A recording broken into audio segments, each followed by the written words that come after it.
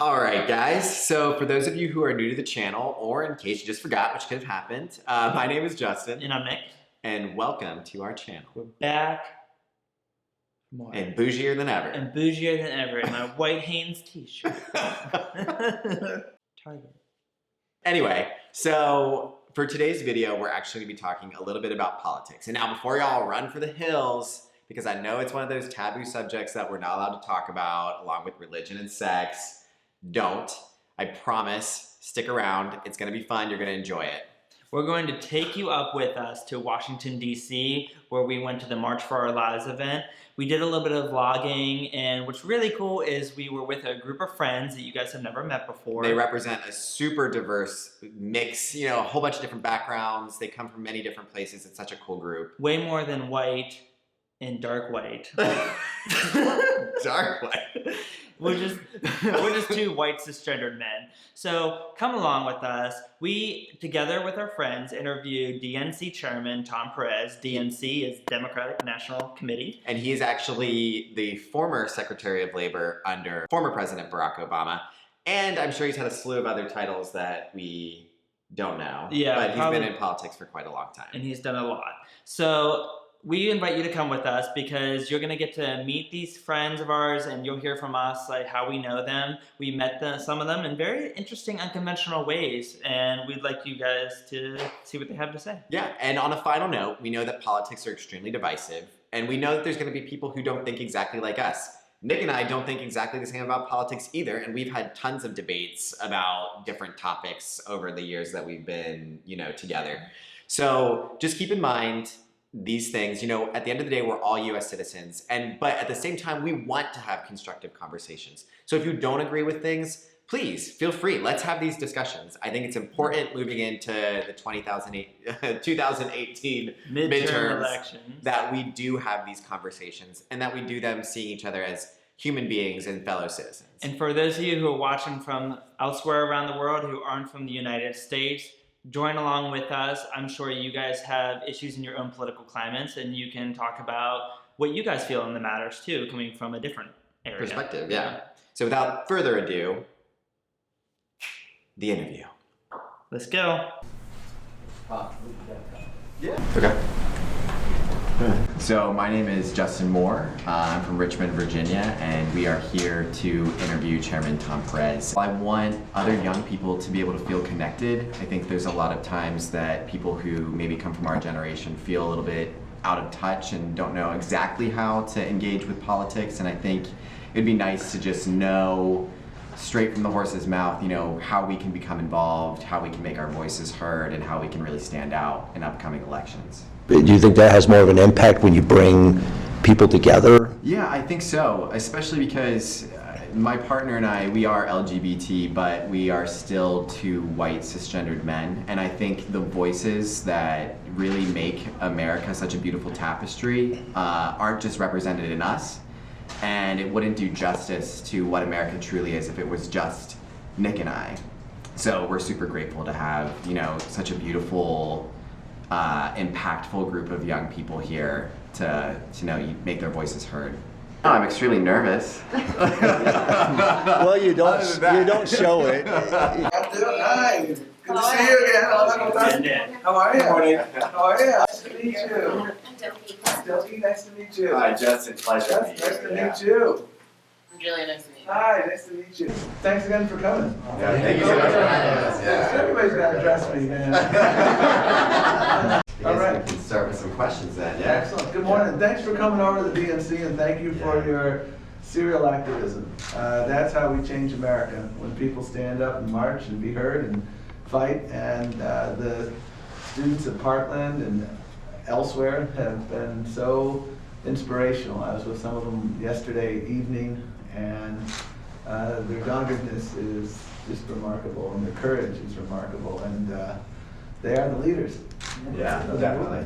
Definitely. So, and you've been leaders and influencers, and that's why we're so excited to have you here today. So welcome. Thank you so much. Yeah, great to have you here.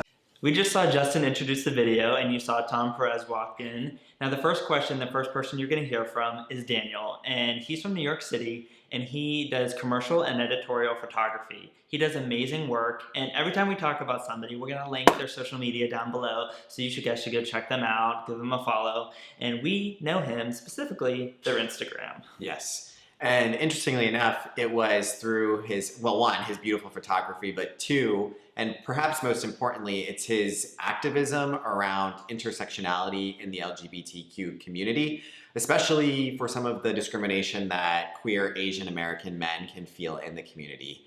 And I think his voice is just an amazing one, especially because he is so outspoken and so willing to go against the grain, especially in our preference-driven community. So yeah, he's wonderful, absolutely wonderful. We're glad we finally got to connect with him because I share a passion for makeup YouTubers with him, and we're finally, okay, just cut it. I have the first question.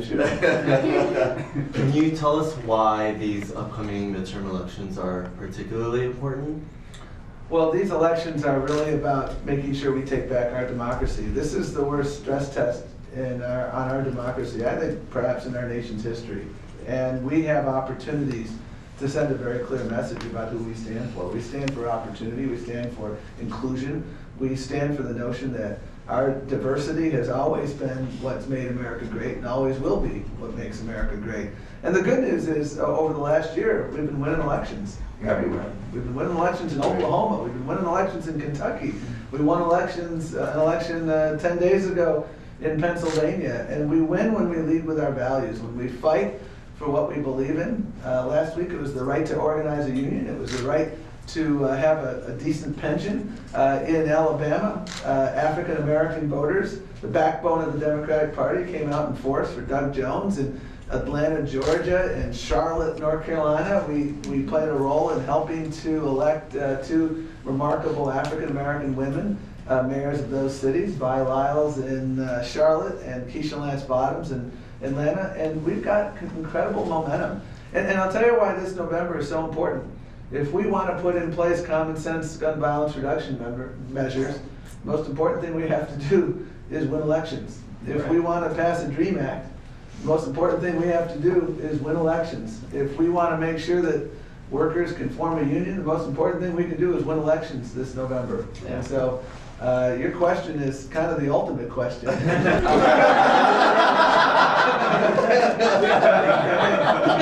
I'm a big believer in getting out there and making your voices heard on the streets, but we've got to translate that into the polls. In 2014, we saw the largest drop-off in electoral participation since 1942. That was almost 50 million less people voted in 2014 than in 2012. We can't let that happen again in 2018. That's what they want to have happen. That's why they try to make it harder for eligible people, especially African Americans and Latinos, to vote. And so we can't let that happen. And that's why our motto at the DNC this year is very simple. IWillVote.com. Commit to vote, commit to protect the vote, commit to register to vote, commit to get out the vote. That's how we change America. All right, everybody. So the next question is going to come from my dear, dear friend, Dilki. So Dilki and I actually met because we were chemistry lab partners, and we were very competitive chemistry lab partners, especially Dilki. But we always wanted to be the best and do the best in chemistry lab. On top of that, Dilki is the daughter of Sri Lankan immigrants, and she's also a woman in the sciences, and she's doing environmental science and GIS work at the University of Pittsburgh, and she's just absolutely wonderful. She is so well-rounded. Talk about brains and beauty. Oh, you have to go look at her Instagram. She does modeling too, and if I ever am reincarnated as a woman, it's gonna be Dilki. All right, without further ado, Dilki's questions. So, as you mentioned earlier, the students from Parkland have been inspiring us all with their incredibly brave activism. But even in the wake of tragedy, these students are being ridiculed and mocked simply because of their age. And I believe our generation is full of talented, sophisticated, and really intelligent individuals. So, what would you say to the adults who are ridiculing these young leaders? And what can we do to demand the respect that we deserve without coming across as being rude or ill-mannered. Well, to the adults who are ridiculing these courageous people, one of whom I met yesterday, who was the subject of ridicule from that candidate for office up in Maine, what I'd say to them, politely, cut it out. Stop acting so childish. And you know what? I love the fact that that candidate in Maine, who was disparaging the young woman from Parkland, he's not running for office, and a woman stepped up. The remarkable thing about what we see in Parkland is that it is our young people who are leading, and it is these Republican elected officials, so-called grown-ups, who are cowering, who are gutless, who can't. It's time to stand up to the NRA. I had a really interesting conversation with the CEO of Dick's Sporting Goods, who I asked, why did you do what you did? They not only stopped selling certain assault weapons, but they called for the reinstitution of the assault weapons ban, which was put in place by President Clinton in 1994. And they called for another number of other measures. And I asked him, why'd you do that? And he said, well, if young people can lead, why can't corporate America lead? Yes. And if corporate America can lead, why can't elected officials show courage? That's what it's about. So to these people like that former candidate for office in Maine, I say to you, we've got to start learning from these leaders.